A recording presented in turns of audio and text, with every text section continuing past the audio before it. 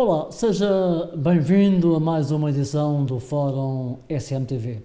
Galerias da Calheta Peroteio vai ser construído um conjunto de apartamentos 4 estrelas.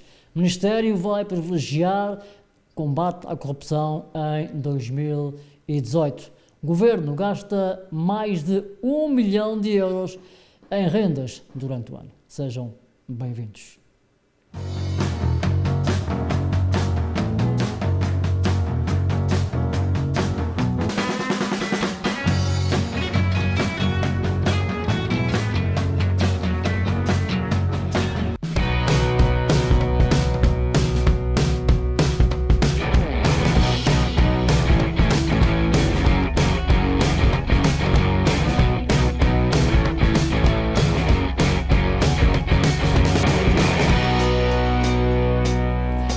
O tema que já gerou muita polémica é a questão das galerias da Calheta Peroteio. É um tema a abordar neste programa. Galerias, vai ser construído um conjunto de apartamento de 4 estrelas. Antes de irmos ao nosso comentador, proponho que possamos ver um pequeno grupo de imagens acerca das galerias da Calheta para vermos exatamente. Nuno, bem-vindo. Isto são imagens que, enfim, não dignificam nada. Exatamente. São imagens, nós que passamos ali todos os dias, de manhã, à tarde e à noite, portanto, aquela é a porta de entrada de Ponta Delgada, portanto, vemos, e já vemos há muitos anos aquele cenário que de facto não se altera, a não ser o edifício ao lado daquele que é o edifício do hotel. Esse felizmente já está. Mas é que andamos assim há muito tempo. Andamos há muito tempo. Eu penso que agora estamos a resolver o assunto e o assunto vai ficar resolvido, mas o facto é que durante muitos anos e depois o assunto de termos esteve gasto parado. milhões de euros ali. Pronto, a situação é grave porque mexe com dinheiros públicos, o empreendimento foi objeto de apoios públicos e o facto é que, bem ou mal, enfim, não interessa agora porquê, aquele empreendimento, ou muito do dinheiro que ali foi gasto, caiu em saco roto. Foi um processo que depois caiu nos tribunais, uma insolvência que depois foi resolvida nos tribunais e onde grande parte dos credores ficaram com os seus créditos totalmente e definitivamente perdidos. Mas essa é uma situação que não é nova, portanto, isso aí já sabíamos há muito tempo. A questão que eu vos coloco aqui tem que ver exatamente com a segunda parte daquele problema. Portanto, uma primeira parte já estaria resolvida, e está resolvida, tem que ver com a Hotel Azor, que já está em funcionamento há praticamente um ano, e muito bem, portanto, é um excelente hotel, que tem um excelente serviço. Mas só que tem ali ao lado, temos ali ao lado a segunda questão do problema, e a segunda questão do problema parece que está agora a resolver-se. Eu diria que essa segunda questão também tem duas partes. Tem uma parte que tem que ver com a exploração imobiliária daquela parcela de terreno, que está agora dividida do hotel por aquela travessa. Sim, que liga a parte de trás da Calheta exatamente à Avenida Marginal. Portanto, temos ali duas partes. Temos ali a parte das galerias, propriamente ditas, que essa ainda não está resolvida, e temos uma parte que encosta com essa travessa, que é onde vai ser então construído este conjunto de apartamentos turísticos de 4 estrelas. Vão aproveitar aquela estrutura? A estrutura será adaptada, obviamente que, aliás, um compromisso que existe é o de tirar pelo menos 1 ou 2 pisos para devolver à Calheta, digamos assim, novamente a vista que tinha.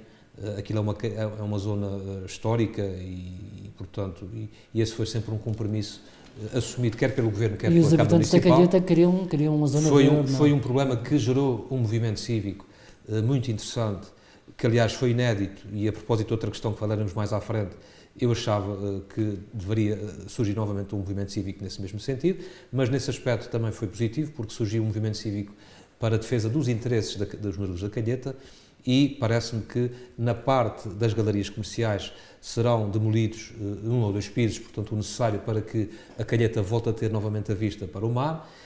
Esta questão aqui tem que ver com uma parte, que é a parte encostada à travessa, onde vai nascer portanto, um empreendimento de apartamentos de 4 estrelas, mas empreendimento turístico, portanto, não são apartamentos para se vender. Mas é a melhor opção. Marco, eu diria que se tivermos em conta todo o histórico deste processo, eu penso que é uma notícia positiva, porque vamos deixar de ter aquelas imagens que vimos ali tenebrosas e negativas, e vamos passar a ter ali, portanto, um edifício à semelhança do hotel que está ocupado, que está movimentado. Ou será um remedeio para que as coisas fiquem semi-resolvidas? Eu não vejo, lá ver, ali naquele espaço, penso que devemos ter ali o espaço verde, que desde sempre era o compromisso, aliás, do concurso público há muitos anos atrás, era haver ali uma zona verde e pública, portanto, para gozo das pessoas que ali vivem e que ali estão durante o dia. Essa parte parece-me que está garantida. Depois temos a parte subterrânea, onde já há infraestruturas construídas, de garagens, etc., que tem que ser aproveitada, obviamente, porque ela existe, e o estacionamento, obviamente, que hoje é um bem muito valioso. E depois temos também esta parte dos apartamentos, que eu compreendo que tenha sido a forma de viabilizar de forma económica aquele empreendimento. Portanto, os apartamentos, numa solução ótima, não deveriam ali ser construídos, mas é assim, se não houver para o privado, para o investidor, se no final a conta não for positiva, o balanço for negativo, ninguém apareceria ali para investir. Ou seja, eu penso que é um mal necessário, ou é a solução de várias que haveria menos boas, é aquela menos má. Portanto, porque a solução ótima que seria de não construir ali precisamente mais nada e de fazer ali apenas um espaço verde, mesmo essa assim, não é economicamente viável. Mesmo assim, será que vai Marco, ser eu acredito porquê? Porque, entretanto, esta notícia vem esta semana, porquê? Porque no final do ano, no dia 21 de dezembro, há um Conselho de Governo em Angra do Heroísmo e o Governo aprovou a concessão da natureza de projeto de interesse regional a esse projeto, em concreto. Portanto, esse já foi publicado no Jornal Oficial, no dia 29 de dezembro, portanto, ainda antes do final do ano. Portanto, já há aqui um reconhecimento formal do Governo, que resulta, obviamente, de um pedido que foi feito pelo promotor, que é a empresa açoriana Asta Atlântica, de ser obtido esse reconhecimento. Já agora, tive a ocasião de ler, portanto, a deliberação do Conselho de Governo, que diz que o reconhecimento é válido até 7 de dezembro de 2020 e na condição de, em 180 dias, o promotor dar início à tramitação prevista no cronograma de procedimentos que está identificado no processo. Portanto, há aqui uma preocupação que me parece muito positiva do Governo em garantir que não volta a acontecer aquilo que no passado sucedeu. Portanto, todos nós temos o trauma, o Governo e a Câmara, e as pessoas têm o trauma desta história, enfim, dramática que surgiu e que se arrastou durante muitos anos ali naquela zona nobre da cidade. Exatamente. Portanto, há aqui, percebe-se, e muito bem, na minha opinião, uma preocupação de atribuir essa natureza especial a este projeto, mas na condição de serem cumpridos os prazos a que o promotor se comprometeu. E nesse aspecto é positivo. Já agora, para dar uma breve nota sobre o que é um projeto de interesse regional, portanto, é um estatuto especial que é concedido a projetos de investimento na região. Marco, não sei se sabe até hoje quantos é que já tiveram esse tipo de concessão. Tivemos só 9 até hoje, portanto este será o 10º em princípio. Destes 9 que falava, nem todos depois chegaram a ser concretizados, mas portanto são projetos de entre as várias centenas de projetos que são candidatos a subsídios, portanto são muito poucos, portanto são projetos muito especiais que têm que ver com vários critérios, dentre os quais, por exemplo, se o projeto é realizado na Ilha de São Miguel, tem que ter um investimento mínimo de 5 milhões de euros, portanto são projetos já de uma natureza significativa, não são pequenos projetos, e este é o caso. Portanto, vamos a ver se o projeto se concretiza.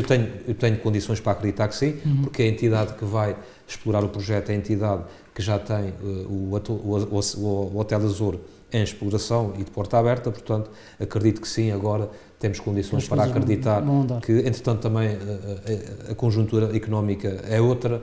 Neste momento os bancos novamente começam a emprestar dinheiro, o turismo está na moda, as previsões para este ano, 2018, são muito otimistas, porque Portugal Vamos ganha aguardar, uma não? quantidade de prémios, portanto, e a previsão é que também com a questão dos voos, das ligações aéreas que vão aumentar este ano aqui para os Açores, portanto, temos todas as razões para acreditar que este será um projeto de sucesso. Ora bem, vamos para o segundo tema. O Ministério vai privilegiar o combate à corrupção em 2018. Durante o último ano foram abertas 8 investigações por corrupção e peculato. Mais investigação, crimes de corrupção, abuso de poder, branqueamento de capitais, tráfico de influências e recebimento indevido de vantagem. Este é o segundo tema. Marco, é uma boa notícia. Nós, durante muitos anos, tivemos... Isto tem que ver um pouco com a alteração da estrutura do Ministério Público nos Açores, na comarca dos Açores. Nós, até 2013, tínhamos uma orgânica que foi totalmente alterada. Portanto, em 2013, portanto, estávamos no segundo ano, ou no segundo ano do governo de Passos Coelho, sob o domínio da Troika, fomos obrigados a alterar e a reestruturar muitas questões da nossa vida cotidiana, e uma delas foi a organização judiciária. E na senda dessa reforma, o Ministério Público, a estrutura também foi alterada aqui nos Açores. E, entretanto, decidiu-se, à semelhança do que aconteceu com a magistratura judicial, especializar os magistrados. Portanto, os magistrados do Ministério Público também agora são especializados em determinadas áreas. E, muito bem, aqui nos Açores foi criada também uma área específica para os crimes, para a criminalidade económica ou financeira. Isso é bom porque os magistrados passam a ser peritos ou especialistas naquela área. Eu que sou advogado e faço de tudo um pouco, não é fácil nós termos que perceber de todas as áreas, portanto, isto significa que um magistrado, neste caso do Ministério Público, que seja especialista numa área, obviamente que vai perceber e vai trabalhar muito melhor nessa área do que se fizesse em todas as áreas. O que é que se passa? Houve aqui também, no âmbito desta nova filosofia de transparência e de comunicação com a comunidade, de anunciar que no próximo ano, ou neste ano que já se iniciou, haverá a assunção clara de uma abordagem muito incisiva sobre este tipo de criminalidade, que não está a crescer, portanto não há, pelo menos não há dados nesse sentido. O que existe é uma preocupação específica para começar a investigar e uma sensibilidade muito especial para este tipo de crimes. Em 2016 tinha havido 6 processos desta natureza, em 2017 já houve 8, como o Marco aqui teve a ocasião de referir, portanto, e estamos a falar de crimes de corrupção, abuso de poder, peculato, branqueamento de capitais. O que interessa é que eles estão a dizer uma informação que vão estar atentos, não é? Vão estar atentos, aliás, nessa senda, nós tivemos há pouco tempo, ainda na semana passada falámos desse processo, do crime ou do julgamento de 3 funcionárias do Fundo Regional de Coesão, que estavam alegadamente implicadas na eventual, portanto, corrupção ativa e passiva e associação criminosa. No fundo, eram acusadas de se apropriarem de mais de 1 milhão de euros de verbas públicas. E tivemos agora também, falamos aqui também muito en passant desse processo da Operação Asclépio, portanto, que é uma operação ou um processo que ainda está em fase de inquérito, de investigação, mas que já tem alguns arguidos constituídos, que foi muito badalada nos órgãos de comunicação social, quer na imprensa, quer na televisão, e, portanto, são 2 processos que são 2 bons exemplos do que são crimes portanto, financeiros ou económicos. Ora bem, vamos para o terceiro tema. O Governo gasta mais de 1 milhão de euros em rendas.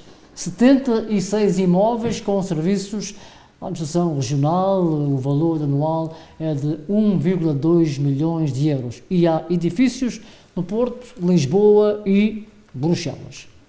Marco, é uma notícia também desta semana. À partida parece muito dinheiro, portanto 1 milhão e 200 mil euros em rendas durante um ano. Isso são mais ou menos 100 e poucos mil euros por mês, mas são de facto 76 imóveis. Enfim, o que não é explicado nesta notícia é se o Governo tem ou não alternativas para, digamos assim, alojar os serviços que ocupam esses imóveis. Mas estamos aqui a falar também de uma grandeza bastante significativa, portanto não estamos a falar apenas do âmbito regional, estamos a falar de imóveis que também estão arrendados, quer em Lisboa, quer no Porto, quer também em Bruxelas. Portanto, eu não tenho dados para dizer se é um valor exagerado ou não, mas é importante que tenhamos esta estatística e tenhamos essa informação, já não é mal. Agora, a partir daqui é preciso perceber se o Governo tem ou não imóveis que estejam subaproveitados e onde eventualmente possam ser instalados esses serviços. Se isso existir, obviamente que há que fazer essa mudança, porque obviamente é importante poupar sempre que possível, não é verdade? Muito bem, vamos agora às medalhas, vamos ao pódio.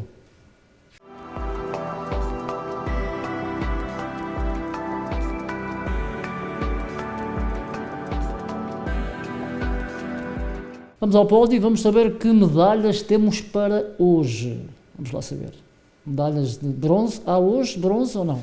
Marco, hoje eu não sou mauzinho, mas eu tentei arranjar aqui alguns motivos para trazer uma medalha, ou duas ou três positivas, mas hoje temos duas de latão, que são as chamadas medalhas negativas, e temos apenas uma medalha positiva, que eu atribuí a medalha de bronze. Eu não sei se vamos começar pela de bronze ou pelas de latão. Vamos começar pela de bronze. Pela de bronze. Então, a bronze, que aparentemente é uma notícia negativa, mas eu penso que é positiva pela rapidez com que o processo ficou decidido. Tem a ver com a decisão desta manhã, daquele processo que foi muito badalado e falado na comunicação social, de um médico cubano que prestava serviço num hospital em Ponta Delgada e que era acusado de vários crimes de violação, portanto, sobre utentes que teria tratado. Ora, a decisão saiu esta manhã, portanto, e ele foi condenado a 6 anos de prisão, portanto, foram considerados provados os crimes, o cometimento desses crimes, e ele foi condenado. Portanto, prisão para dizer, no fundo, efetiva? É efetiva, porque, portanto, a pena é de 6 anos e, portanto, ele naturalmente terá direito de recorrer, mas o interesse aqui desta notícia e de estar aqui numa medalha tem que ver com a rapidez. Tem que cumprir aqui, não é?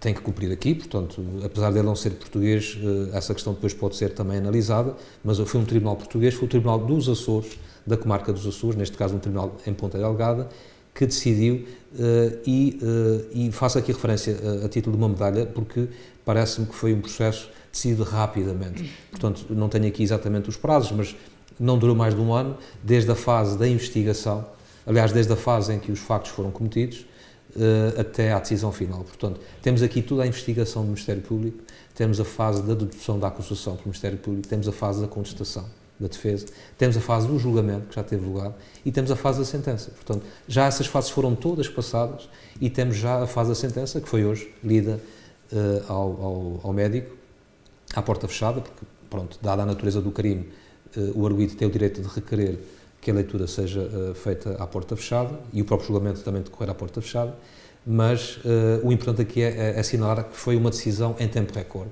Isto para dizer que a Justiça, muitas vezes fala-se mal da Justiça, mas todos os intervenientes neste processo, desde procuradores, juízes e os advogados, foram rápidos. Foi um processo que se decidiu, bem ou mal, a decisão está cá fora, temos que acreditar nos tribunais e na Justiça e, portanto, se foram os 6 anos foi porque certamente foi a decisão correta. Vamos agora ao latão, não é? Latão, temos aqui duas más notícias para esta semana. Temos duas medalhas de latão? Duas medalhas de latão, e porquê? A primeira tem que ver com uma notícia desta semana também, do anúncio do CTT de encerrarem vários balcões em todo o país, 22 balcões em todo o país, nomeadamente um aqui em Ponta Delgada, que é um balcão fundamental, que é o balcão que serve a freguesia de São Pedro.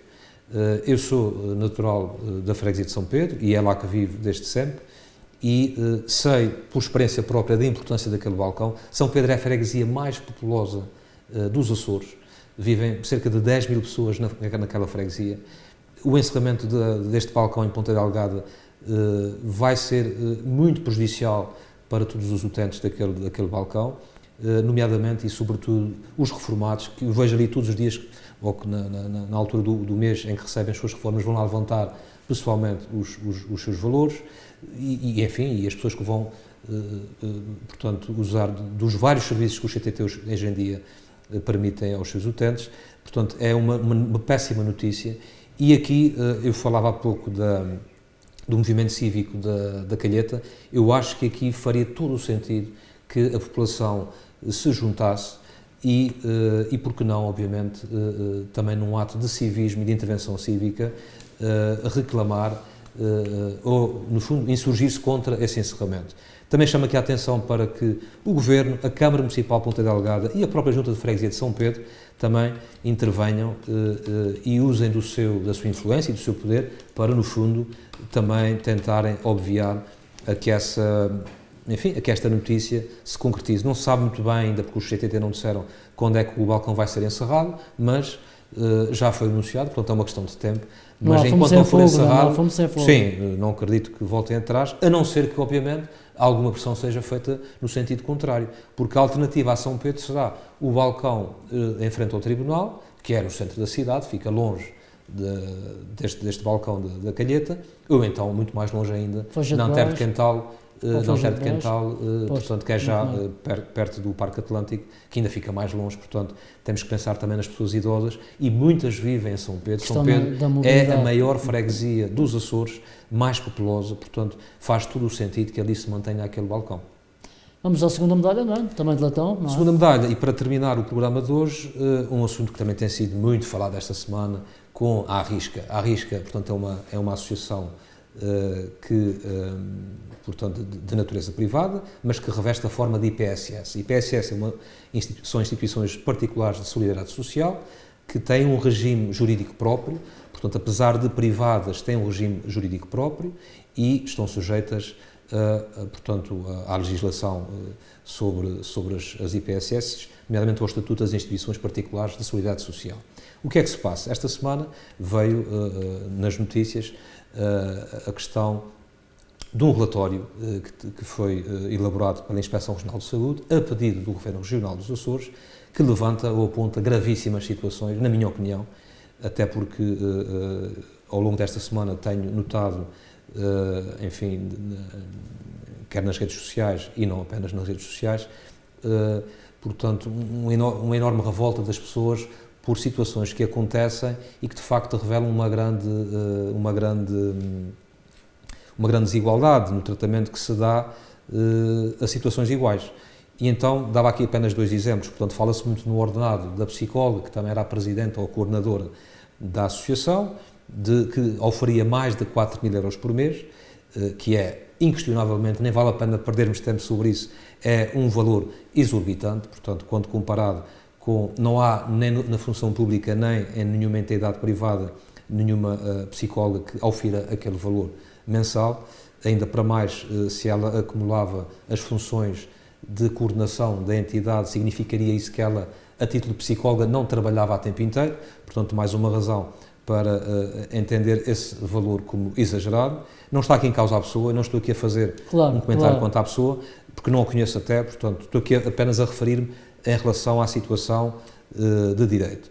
Depois fala-se também, o relatório fala em várias situações, que é um relatório muito bem feito, tem 99 páginas, é apenas sobre a Arrisca e, portanto, de uma qualidade técnica ao nível da fundamentação, do detalhe, portanto, muito boa. Tive a ocasião de ler praticamente o relatório na sua íntegra e destacava aqui, portanto, a questão aqui do vencimento da psicóloga e também de um outro exemplo, para percebermos os erros que se cometem nesta associação, que andava a pagar a pessoas que tinham isenção de horário, tinham um estatuto de isenção de horário de trabalho, andava a pagar horas extraordinárias. Ora, isso é impossível. Se uma pessoa tem isenção de horário de trabalho, não pode receber horas extraordinárias, porque se eu estou isento de horário de trabalho, eu não tenho horas extraordinárias, porque não tenho horas. Não faz sentido. Além disso, as horas extraordinárias que eram pagas eram em número muito superior àquele que é o limite legal, que está estabelecido no Código de Trabalho. Portanto, isto para dizer o quê?